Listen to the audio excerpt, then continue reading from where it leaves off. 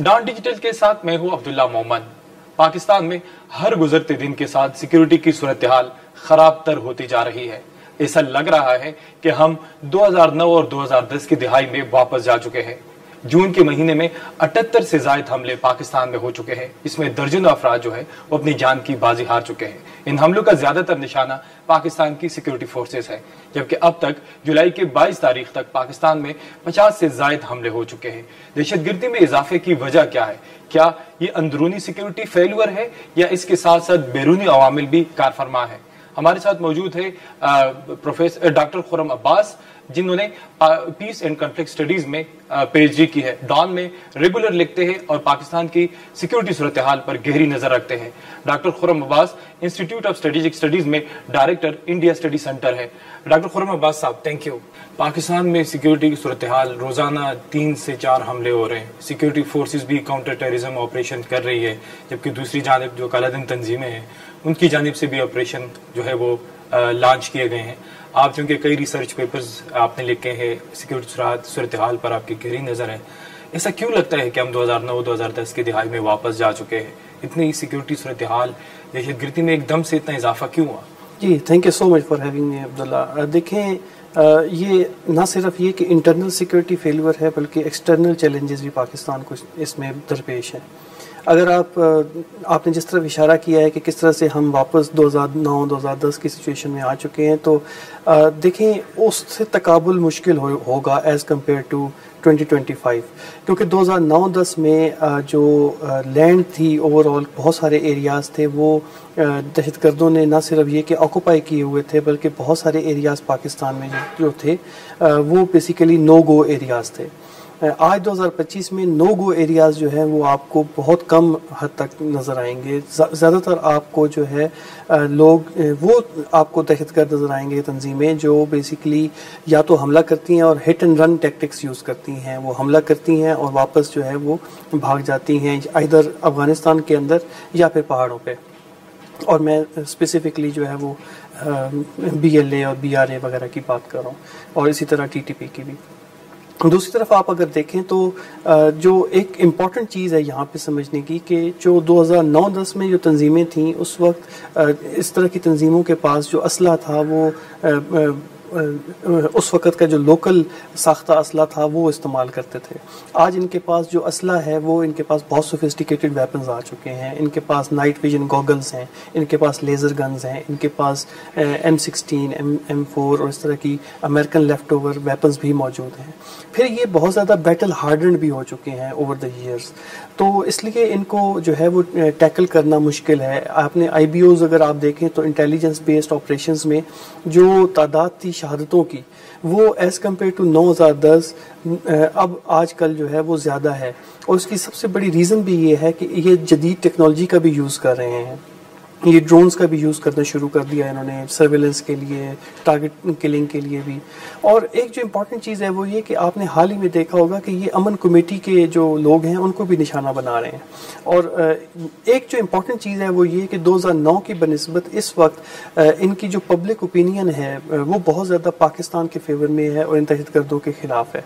2009-10 में बहुत ज़्यादा हद तक पाकिस्तान के अंदर एक कन्फ्यूजन थी कि ये लोग शायद इस्लाम की जंग लड़ रहे हैं, ये लोग शायद जो है वो इस्लामी निज़ाम लाना चाह रहे हैं। बट 2014 के बाद और APS के जो अटैक है उसके बाद आपको एक कंसिस्टेंसी नज़र आएगी कि स्टेट के अंदर और अवाम में एक आपको कंसिस्टेंसी नज़र आएगी कि वो लोग एक्सेप्ट कर चुके हैं कि इन दहशतगर्दों का इस्लाम से कोई ताल्लुक़ नहीं है और ये इस्लाम के साथ जो है वो अपना नाम वैसे इस्तेमाल कर रहे हैं एज अ टूल पावर में आने के लिए। तो मेरे ख्याल से इंटरनल चैलेंजेस तो ये हैं।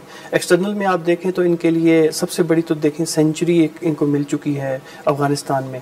अफ़गानिस्तान में अब पाकिस्तान और अफ़गानिस्तान हालांकि काफ़ी हद तक इस पे बहुत ज़्यादा अमल दरामद भी कर चुके हैं, कोशिश भी कर चुके हैं कि किसी तरीके से एक ऐसा फ्रेमवर्क बनाया जाए कि जो ये दहशतगर्द तंजीमें हैं इनको काउंटर किया जा सके। इसमें चाइना का भी किरदार है, बट अनफॉर्चुनेटली अफ़गान गवर्नमेंट ने अभी तक कोई डिसाइसिव एक्शन नहीं लिया, जो कि पाकिस्तान के लिए कंसर्न है। अच्छा, 2009-10 में या उसके बाद पाकिस्तान के सिक्योरिटी फोर्सेस ने ऑपरेशन लॉन्च किया। इनको पता था कि सवात के अंदर इस जगह पे हैं, ایسٹرائل فاٹا کے اندر اس جگہ پہ ہیں, لوگوں کو نکال لیا اور وہ ان کے خلاف ایک لڑائی شروع ہوئی, مراکز تھے, کنسٹرکشن تھی, انسٹالیشن تھی. اس وقت وہ کچھ بھی نہیں ہے, گوریلا وارفیئر, کالعدم تنظیم. تو چونکہ آپ کی ایک گہری نظر ہے اس پہ, وہ لڑائی زیادہ خطرناک تھی ہمارے سیکورٹی فورسز کے لیے یا یہ لڑائی زیادہ خطرناک ہے؟ میں سمجھتا ہوں کہ یہ والی لڑائی زیادہ خطرناک ہے. جیسے میں نے کہا کہ اس لڑائی میں تو آپ کو آئیڈیا ہے کہ ایک کنفائنڈ ایریا ہے, اس اسپیسیفک ایریا میں آپ نے اس ایریا کو کلیئر کرنا ہے, اس کو ہولڈ کرنا ہے, اور پھر آپ نے ایڈمنسٹریشن کو, سول ایڈمنسٹریشن کو حوالے کرنا ہے. یہ اس لڑائی کے اندر, گوریلا وارفیئر کے اندر ہٹ اینڈ رن ٹیکٹکس ہیں. یو نیور نو کہ کہاں سے دہشت گرد آ رہا ہے اور کیسے اٹیک کر رہا ہے, کیسے اٹیک کرے گا, کیونکہ بہت سارے طریقے ہیں. سم ٹائمز یہ پولیس چوکیوں پہ حملہ کر دیتے ہیں جتھوں کی شکل میں, سم ٹائمز یہ IED بلاسٹ کرتے ہیں, سم ٹائمز خود کچھ دھماکے کرتے ہیں. سو بہت سارے طریقوں سے وہ اٹیک کر رہے ہوتے ہیں. تو یہ بڑا مشکل ہوتا ہے آئیڈینٹیفائی کرنے میں کہ کیسے جو ہے وہ اٹیک کریں گے. اور پھر میں نے اس میں ایڈ کیا کہ کس طرح سے ویپنز کی سوفسٹیکیشن ایڈ ہو گئی ہے, کہ کتنے امپورٹنٹ ان کے پاس ویپنز ہیں جو کہ وہ یوز کر رہے ہیں اگینسٹ دی سیکورٹی فورسز. تو میرے خیال سے یہ اس میں آپ نے اگر دیکھیں تو ایز کمپیئر ٹو 2009-10 ابھی کیجولٹیز بھی زیادہ ہو رہی ہیں سیکورٹی فورسز کی, ہمارے جوانوں کی, ہمارے آفیسرز کی جو کہ وہاں پہ لڑ رہے ہیں. تو میرے خیال سے یہ والی جو سچویشن ہے یہ زیادہ خطرناک ہے. اور اس میں پرابلم یہ آتا ہے کہ اس میں آپ وائڈ اسکیل آپریشن بھی نہیں کر سکتے, کیونکہ یہ لوگ کسی خاص ایریا میں اسپیسیفکلی موجود نہیں ہوتے, یہ اپنی جگہیں چینج کرتے رہتے ہیں. سم ٹائمز وہ ایک جگہ پہ ہیں, سم ٹائمز لوکیشن B پہ چلے جائیں گے, اور اس سچویشن کی وجہ سے جو ہے وہ پھر آپ کو جو ہے وہ اپنے جو پاکستان کی اس وقت پالیسی ہے وہ ہے انٹیلیجنس بیسڈ آپریشن, کہ جہاں پہ آپ کو اطلاع ملی آپ نے وہاں پہ جا کے ان کو دھر لیا. اور اس میں ایک اور جو امپورٹنٹ فیکٹر جو پاکستان نے ابھی اسٹریٹجی یوز کی ہے وہ یہ کہ جب یہ انفلٹریشن ہو رہی ہوتی ہے بارڈر سے, افغانستان سے جب یہ پاکستان میں انٹر ہو رہے ہوتے ہیں تو اس وقت بھی ان کو ٹارگٹ کیا جاتا ہے اور ان کو مارا جاتا ہے, جو کہ بہت امپورٹنٹ ہے کہ وہاں پہ اگر ان کو کس طریقے سے ان کی تعداد کم کر دی جائے تو وہ پاکستان کے لیے وہ سیکورٹی کنسرنز جو ہیں ان کو شاید آگے جا کے چیلنج نہ کر سکے مین لینڈ پہ آ کے. ڈاکٹر صاحب یہ بتا دیں کہ اتنی تیزی کیوں آئی ہے گزشتہ 6 مہینوں میں, کیونکہ جو رپورٹس آ رہی وہ کہ گزشتہ 6 مہینوں میں جتنی کارروائیاں ہوئی ہے یہ 2014 کے بعد سب سے زیادہ ہے اس تناسب سے. اگر دیکھ اسپارک تیزی کیوں ہے, وجہ کیا ہے؟ جی, اس میں 2-3 چیزیں اہم ہیں. سب سے پہلے تو جو ری آرگنائزیشن یا جو TTP کی اپنی گروپنگ ہے, آپ دیکھیں تو اس کے ابھی تک جو ہے 46 گروپس, بہت سارے سپلنٹر گروپس تھے جو کہ 2014 کے بعد الگ الگ ہو گئے تھے TTP سے, وہ اب واپس TTP کے اندر جوائن انہوں نے کر لیا. سو TTP کے پاس ایک اسٹرینتھنڈ انوائرمنٹ آپ کو ملے گی, آرگنائزیشن اس کی جو ہے وہ ریلیٹیولی اسٹرینتھنڈ ہو گئی ہے. پھر افغانستان کے اندر رہتے ہوئے ان کے پاس ریکروٹمنٹ پروسیس, ان کے پاس فنڈنگ پروسیس وہ بہت امپورٹنٹ ہو گیا ہے. وہاں پہ ان کو آزادی ہے ریکروٹمنٹ کرنے کی, فنڈنگ لینے کی, اور اس وجہ سے ان کے پاس آپریشنل کیپیسٹی بڑھ گئی ہے. سو آپ کو وہاں بھی اسی لیے آپ کو دیکھیں گے کہ وہاں پہ آپ کو جو لوگ ہیں وہ زیادہ ان کارروائیوں میں نظر آئیں گے. جو تیسری امپورٹنٹ وجہ ہے وہ ویپنز کی ہے, جبکہ چوتھی اس میں جو وجہ ہے وہ یہ کہ یہاں پہ جو ایریاز ہیں انفارچونیٹلی, جیسے آپ نے ارسٹوائل فاٹا کی بات کی, وہاں پہ سویلین ایڈمنسٹریشن نے ٹائملی جو ہے وہ کنٹرول اس طرح سے نہیں لیا. شاید فاٹا کو اگر ہم واقعی اس معنوں میں مرج کر لیتے انٹو KP صحیح معنوں میں, تو آج شاید وہاں پہ حالات اس طرح سے نہ ہوتے. وہاں پہ جس طرح سے ایک وہ امپورٹنٹ ہے کہ آپ کس طرح سے اپنے جو انٹیگریٹ کرتے ہیں مختلف علاقوں کو, اس طرح سے اگر ہم انٹیگریٹ کرتے, جسٹس سسٹم وہاں پہ ہوتا, اسکولز, کالجز, ہاسپٹلز اسی انداز سے بنائے جاتے, تو میرے خیال سے بہت امپورٹنٹ تھا کہ وہاں سے پھر ہم انٹیگریشن کر سکتے تھے. ریکروٹمنٹ ان کی ایک بڑا چیلنج ہے. ریکروٹمنٹ ان کی اب پاکستان سے شاید کم ہے. جو وہ کیڈر جو افغانستان کے اندر لڑ رہا تھا اگینسٹ دی امریکن آکوپیشن, اب وہ کیڈر جو ہے اس کے پاس کوئی اور ہنر نہیں ہے. سو وہ اب جو ہے وہ جوائن کر رہا ہے TTP کے رینکس کو, اور وہ لڑ رہے ہیں اگینسٹ پاکستان. افغان پاکستان دونوں شہری شامل, اور بھی بہت ساری نیشنلٹیز بھی آپ کو اس میں ملیں گی.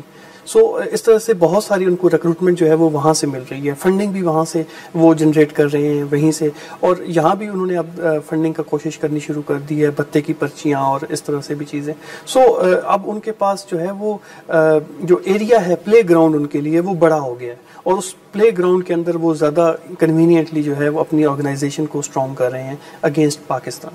اچھا, آخری سوال یہ ہے کہ پاکستان نے دونوں آپشن آزمائے ہیں, افغانستان کے اندر جا کے ٹیررسٹ کیمپس کو بھی ہٹ کیا اور اس کے بعد اسحاق ڈار صاحب گئے ہیں, صادق صاحب گئے ہیں, کل محسن نقوی صاحب گئے ہیں. افغانستان کی جانب سے ایک اسٹیٹمنٹ بھی آیا کہ جو پاکستان میں یا کسی دوسرے ملک میں امیر کی اجازت کے بغیر لڑ رہے وہ جہاد نہیں ہے. لیکن اس کے باوجود چیزیں سیٹل ڈاؤن نہیں ہو رہی, اس کے ریزنز کیا ہیں؟ دیکھیں اس میں 2-3 چیزیں امپورٹنٹ ہیں. نمبر 1 بہت سارے آئیڈیاز جو ہے وہ ڈسکس کیے گئے, اس میں چائنا کا بھی رول شامل تھا. یہ بھی بات ہوئی کہ جو ٹی ٹی پی ہے اس کو ری لوکیٹ کر دیا جائے غزنی کی طرف یا سینٹرل افغانستان کی طرف تاکہ وہ پاکستان کے بارڈر سے دور ہو, جو کہ میرے خیال سے کوئی اچھا آئیڈیا نہیں تھا. اگر وہ سینٹرل افغانستان میں بھی ہیں تب بھی وہ واپس آ کر کراس کر سکتے ہیں بارڈر.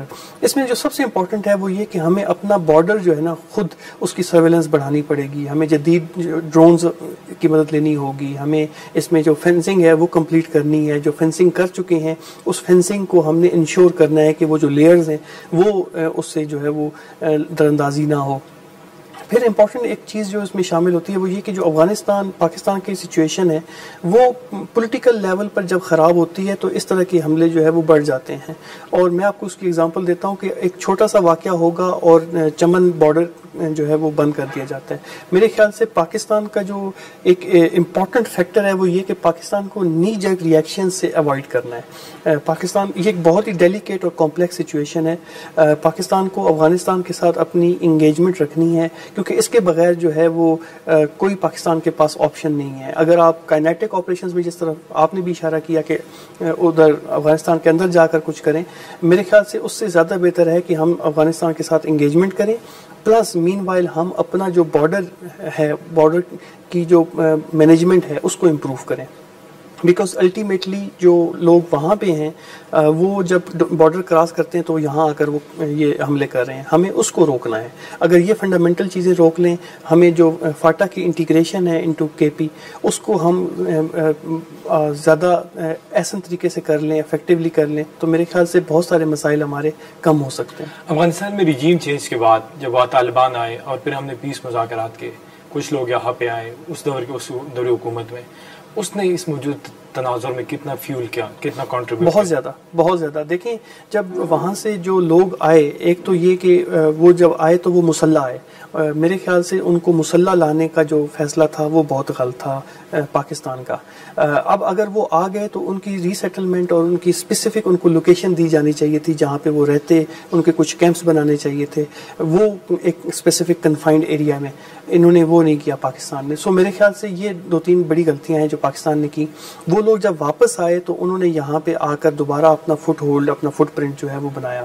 اور پھر آپ کو یہاں پہ یہ بھی معلوم ہے, آپ خود بھی اس علاقے سے ہیں, کہ وہاں پہ جب ایک دوسرے کو اس طرح سے مارا جاتا ہے تو وہاں پہ یہ بدلہ اور اس طرح کی ریونج کا بھی ایک کسٹم وہاں پہ موجود ہے. تو وہاں سے جب یہ چیزیں جو ہیں وہ ان کو جو ہے وہ مل گئیں, ریونج کی وجہ سے بھی لوگوں نے دوبارہ ہتھیار اٹھا لیے, لوگوں نے ایک دوسرے کو جو ہے وہ, تو میرے خیال سے یہ فیکٹر بھی شامل تھا جس نے جو ہے وہ انکریز کیا اس چیز کو. اس وقت پرابلم یہ آ رہی ہے کہ نہ صرف یہ کہ پاکستان کے اندر اسپیشلی کے پی اور بلوچستان میں, بلکہ ایک تو چلیں ایکسٹرنل تو ہے, جو انٹرنل ہے اس کو بھی آپ نے کس طرح سے میٹیگیٹ کرنا ہے, ایلیمینیٹ کرنا ہے, اس کے اوپر بھی کام کرنے کی ضرورت ہے. اسپیشلی میرے خیال سے یہاں پہ سرویلنس اور آئیڈینٹیفیکیشن جو ہے وہ بہت امپورٹنٹ ہے کہ کون سے لوگ یہاں پہ موجود ہیں, کون سے جو ہیں وہ اس وقت پاکستان سے بارڈر کراس کر کے افغانستان میں موجود ہیں. تو ایک ڈیٹا ہونا چاہیے, اس ڈیٹا کے اوپر ہماری لا انفورسمنٹ ایجنسیز کو کام کر کے ان کو ایلیمینیٹ کرنا ہے. ان شارٹ اگر میرے آخری سوال کا جواب دے کہ جو ہم نے ایکسپیکٹ کیا تھا افغان طالبان سے کہ شاید وہ آئیں گے تو ہماری مشکلات کم ہوگی, تو میرے خیال میں آپ اپنا اوپینین اس پہ دے کہ 90s کے طالبان اور 2021 کا طالب جو ہے اس میں بہت فرق تھا, وہ بہت کچھ سیکھ چکا تھا, تو وہ ہم نے جو ان سے ڈیمانڈس کیے وہ پورے نہیں ہوئے. Exactly, I whole heartedly agree with you. اور اس کی ریزن آپ اگر دیکھیں تو انڈیکیشنز دیکھیں, ہم بہت حد تک ان کو کئی دفعہ کہہ چکے ہیں, آفیشلی کہہ چکے ہیں. سم ٹائمز آپ نے دیکھا ہوگا کہ ہماری جو ٹون ہے وہ بھی چینج ہوتی ہے. ڈیفنس منسٹر خواجہ آصف نے بھی بہت ساری سخت جملے کہے. اس کے علاوہ ہماری اسٹیٹ پالیسی بھی کافی زیادہ سخت ہوئی افغانستان کی طرف. میرے خیال سے وہ جو پریشر ٹیکٹکس تھے وہ بھی کام نہیں کیے. نمبر 2 آپ نے حوالہ دیا کہ جو 2021 کا طالب ہے وہ ڈفرینٹ ہے from 90s. I totally agree with you. جو 90s کا طالب تھا وہ پاکستان کی بات جو ہے وہ منو تسلیم کرتا تھا ایز کمپیئر ٹو 2021 کا طالب. وہ انڈیا کے ساتھ بھی اپنا ریلیشن شپ رکھ رہا ہے, وہ بہت پریگمیٹک طالب ہے. وہ یو ایس کے ساتھ بھی ریلیشن شپ رکھ رہا ہے, وہ رشیا اور چائنا کے ساتھ بھی ریلیشن شپ رکھنے کو تیار ہے, وہ ایران کے ساتھ بھی ریلیشن شپ رکھنے کو تیار ہے. سو یہ بہت پریگمیٹک رجیم ہے جو اس وقت افغانستان میں موجود ہے, اور ہمیں اس کو ڈیل کرتے ہوئے بھی پریگمیٹک ہونا پڑے گا. جی بالکل, آپ نے ڈاکٹر خرم عباس کے تاثرات سنے, اور ان کا ماننا ہے کہ اس وقت جو لڑائی ہے دہشت گردی کے خلاف وہ 2009 اور 2010 کی لڑائی سے زیادہ مشکل ہے, کیونکہ یہ گوریلا وارفیئر کی لڑائی ہے اور یہ ایک مشکل ہے, اور پاکستان اس عفریت سے نمٹنے کے لیے نمبر آزما ہونے کی کوشش کر رہا ہے. ڈان ڈیجیٹل کو دیکھتے رہیے, مزید اس طرح کے انٹرویوز ہم آپ کے سامنے لاتے رہیں گے. جی.